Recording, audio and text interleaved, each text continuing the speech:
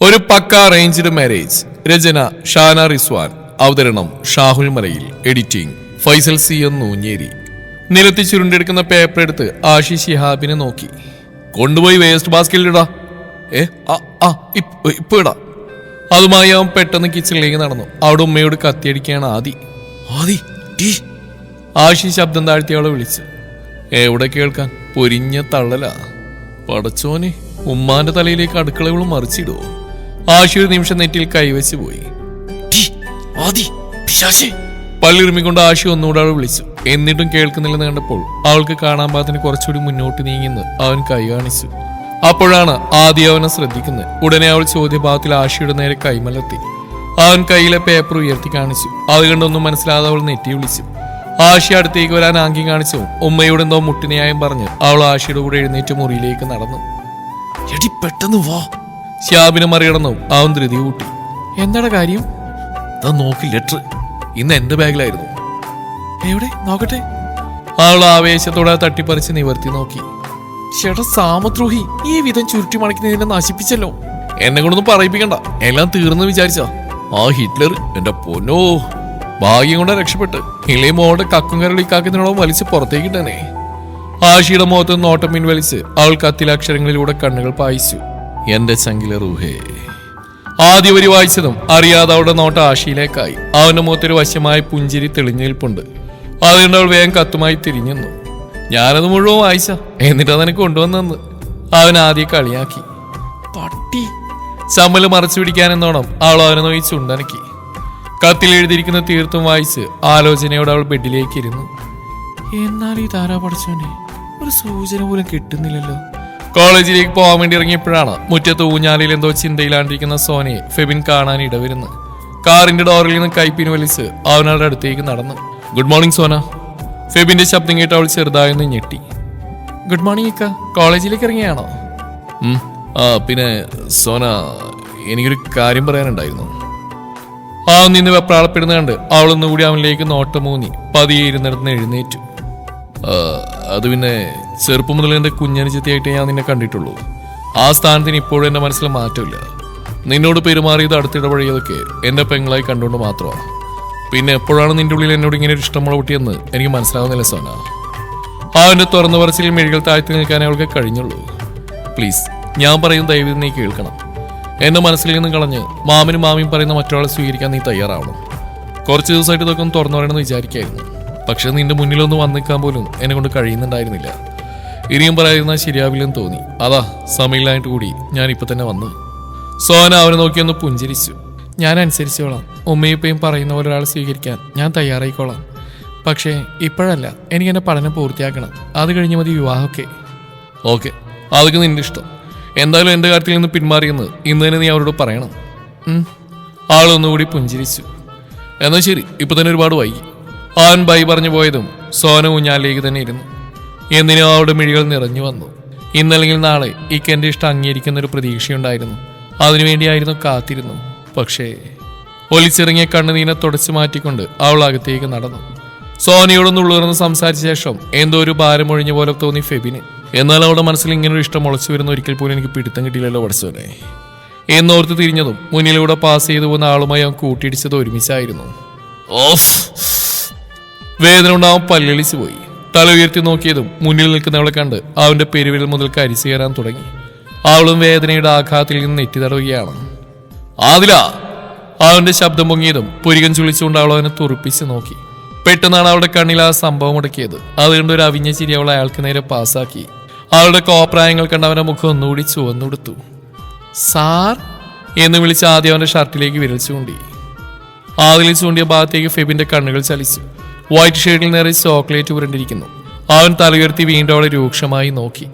Sorry sir, ഞാൻ മനഃപൂർവ്വമല്ല, എന്റെ കയ്യിൽ നിന്ന് അറിയാതെ പറ്റിയതാ.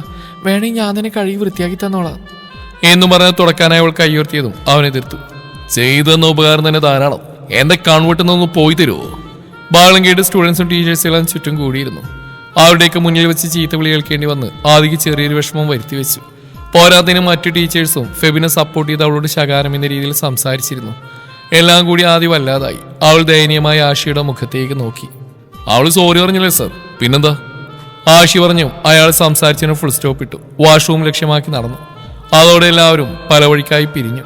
എന്റെ ആദില, നീ ഇത് എന്ത് പണിയാ കാണിച്ച്? നോക്കിയും കണ്ടൊക്കെ നടക്കണ്ടേ? സാറിന് നെഞ്ചത്തോട്ടാണോ ചോക്ലേറ്റ് കൊണ്ടുപോയി തേക്കുന്നത്? ക്ലാസ്സിലേക്ക് നടക്കാൻ ഒരുങ്ങി അവർക്കരികിലേക്ക് വന്നുകൊണ്ട് റിൻഷാദ് ചോദിച്ചതും ആദിയുടെ പെരുവിരൽ മുതൽ കരിച്ചേറാൻ തുടങ്ങി. അവൾ പല്ലിയരിച്ചുകൊണ്ട് റിൻഷയ്ക്ക് നേരെ തിരിഞ്ഞു. നിനക്ക് അത്രയ്ക്ക് വിഷമം തോന്നിയെങ്കിൽ ചെല്ല്, ചെന്നാങ്ങിയിട്ട് ഷർട്ട് കഴുകി കൊടുക്ക്. മനുഷ്യ അല്ലെങ്കിൽ തന്നെ തലക്ക് ഭ്രാന്തെടുത്തുക്കുക, അപ്പോഴാ ഉടരും.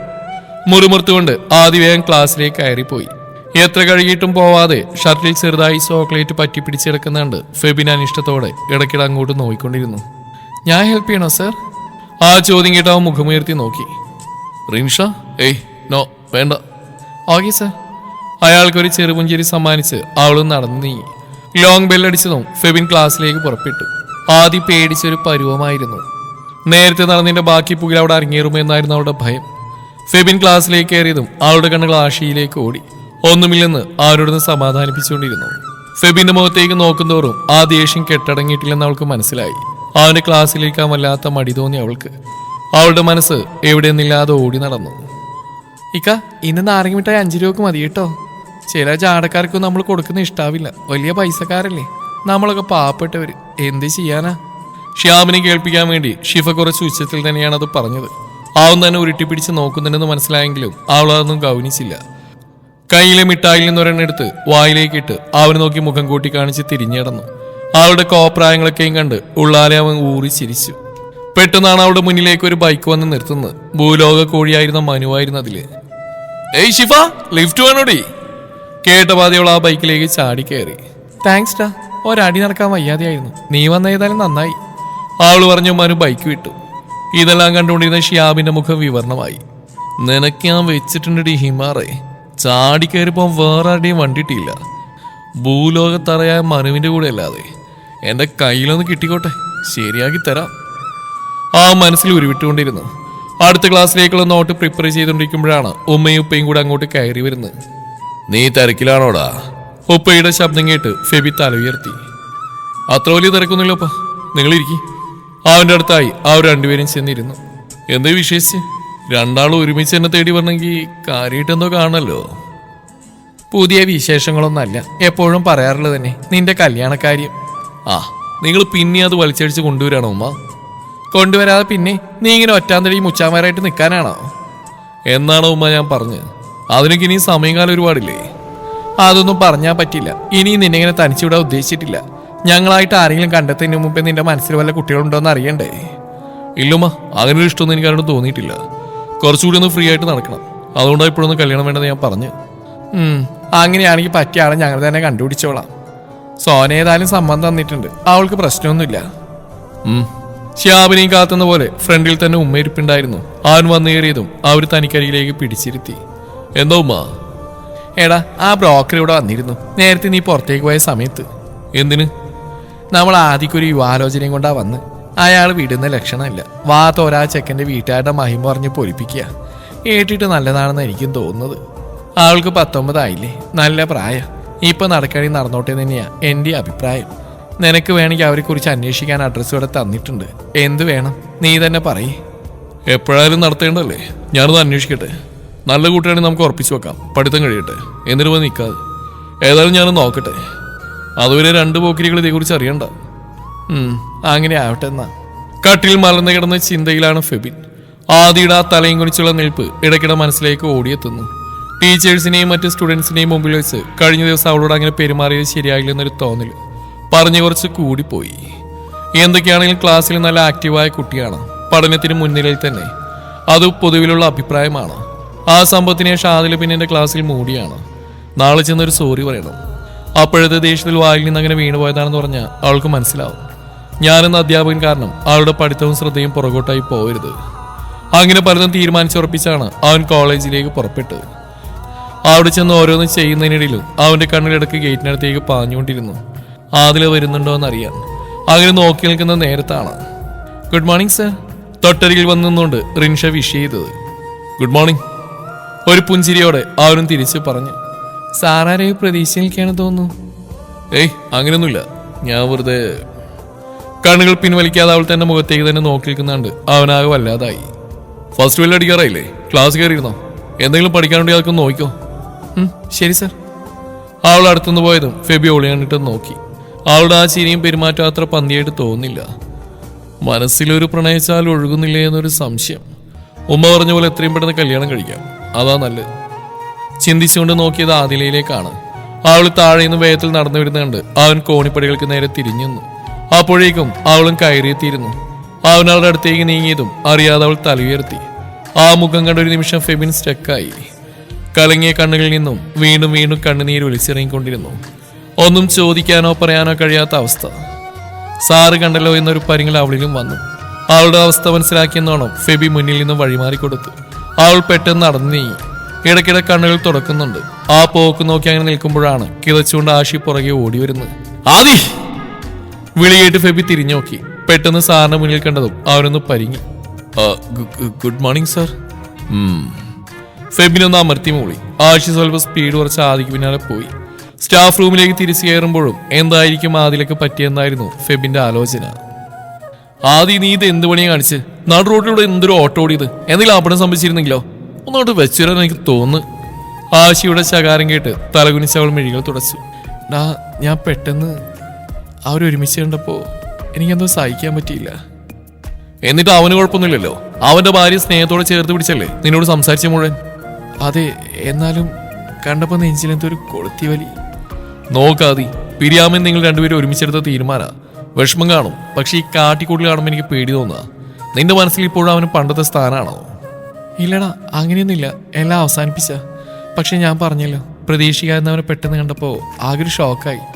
അത്രയേ ഉള്ളൂ. അപ്പോഴേക്കും ഫെബിൻ ക്ലാസ്സിലേക്ക് എത്തിയിരുന്നു. അതുകൊണ്ട് എല്ലാവരും ചാടിക്കയറി അവരുടെ സീറ്റിൽ പോയിരുന്നു. അവന്റെ കണ്ണുകൾ അറിയാതെ ആദിയുടെ മുഖത്തേക്ക് പതിച്ചു. കരച്ചിൽ നിർത്തിയിട്ടുണ്ട്, എങ്കിലും വലിയ തെളിച്ചമില്ല. അതിന്റെ കാരണം അറിയാൻ അവന്റെ മനസ്സ് വെറുതെ ആഗ്രഹിച്ചു. തർക്കുത്തരം പറയുന്നോടി നീ. ഷിയാബ് ഒന്നുകൂടെ ഷിഫയുടെ ചെവിയിൽ പിടിയാമർത്തി. വിട്ട് കൊരങ്ങ. നാട്ടു റോഡിൽ വെച്ച് ഇങ്ങനെ ചെവിക്ക് പിടിച്ച് കശക്കാൻ ഞാനെന്താ ഇയാളുടെ ഭാര്യയാണോ? ഷിഫ അവർ നോക്കി മുഖം കൂർപ്പിച്ചു. അയ്യടി, അവളുടെ ഒരു പൂതിയെ ഭാര്യയെ. എടി പോത്തെ, നീ എവിടുത്തെ ടീച്ചറാണ് ഈ മണങ്ങൂസ്? ആ മനൊരു ഭൂലോക ഫ്രോഡാണെന്ന് എനക്കും അറിയാം. എന്നിട്ട് അവന്റെ ബൈക്കിൽ കയറി ഒട്ടിപ്പിടിച്ചു പോയ നിന്നെ പിന്നെ എന്ത് വേണം ഞാൻ? ദിനേനെ ചുറ്റിലും നടക്കുന്ന നീ അറിയുന്നില്ലേ? എന്തെങ്കിലും ഒന്ന് നിന്റെ മൂക്കിൽ മണപ്പിച്ച് ആളില്ലാത്ത വല്ലയിടത്തും കൊണ്ടുപോയി അവൻ നിന്നെ ഉപദ്രവിച്ചിരുന്നെങ്കിലോ? ഇപ്പൊ ഇങ്ങനെ നിന്ന് പ്രസംഗിക്കാൻ പറ്റുമായിരുന്നോ? സംഭവ ദേഷ്യം കൊണ്ട് അവൻ കണ്ണില്ലാതെ ചീത്ത വിളിച്ച് പറയുന്നെങ്കിലും അവൾ അപ്പോഴാണ് അതേക്കുറിച്ച് ആഴത്തിൽ ചിന്തിച്ചു നോക്കിയത്. പക്ഷെ എന്തുകൊണ്ടോ അവൻ മുമ്പിൽ തോറ്റെടുക്കാൻ അവൾ തയ്യാറല്ലായിരുന്നു. പിന്നെ മനു അങ്ങനെയൊന്നും ചെയ്യില്ല. പെൺകുട്ടികളെ കാണുമ്പോൾ അവനൊരു ഇത്തിരി ഇളക്കം കൂടുതലാണെങ്കിലും ആളൊരു പച്ച പാവ. നിങ്ങൾക്കല്ലേ വലിയ ജാട, ഒരു പൈസക്കാരൻ. ഞങ്ങളെപ്പോലുള്ള പാവങ്ങൾ ആ വണ്ടിയിലൊന്ന് കയറിയാൽ തേഞ്ഞു പോവില്ല. ഷിഫ അവർ നോക്കി മുഖം കൂട്ടി കാണിച്ച് അവിടുന്ന് തിരിഞ്ഞു കിടന്നു. എന്റെ റബ്ബേ, ഇതെന്തൊരു സാധനം! ഇങ്ങനെയുണ്ടാവോ? ഇതിനെ ജീവിതകാലം മുഴുവൻ സഹിക്കേണ്ട ഞാൻ.